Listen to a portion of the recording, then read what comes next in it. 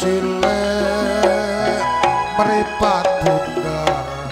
ya nyawang plera-plere tak takoni malah rasa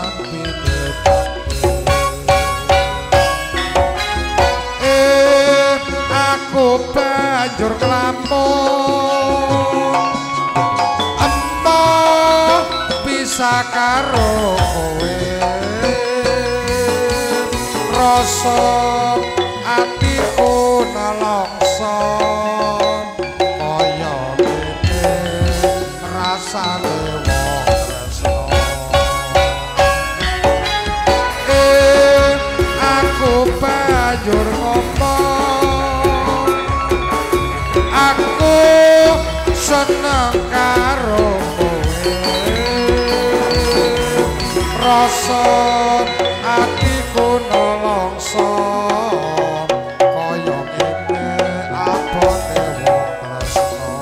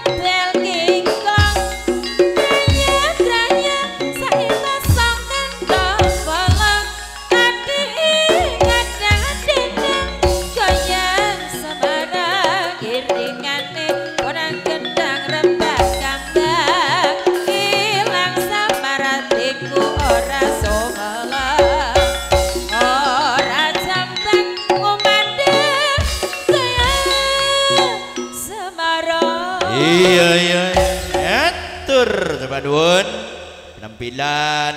Cak Roib bos muda yang datangnya dari Kedaung Padang Lumajang yang sudah tampil di pagelaran masih jago tunggal tiba giliran. Siapa dia? Cak Muklis Papringan sebagai calon pada hari Minggu Legi di bulan Separ Kendang Gempul Karaoke Arudiska.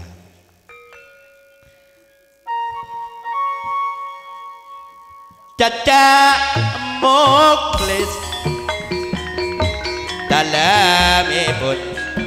Papringan Kelaka Lumajang ada tambal Minggu Legi ati bulan Sabar monggo mriki ala yai pongan amonggo yai pongan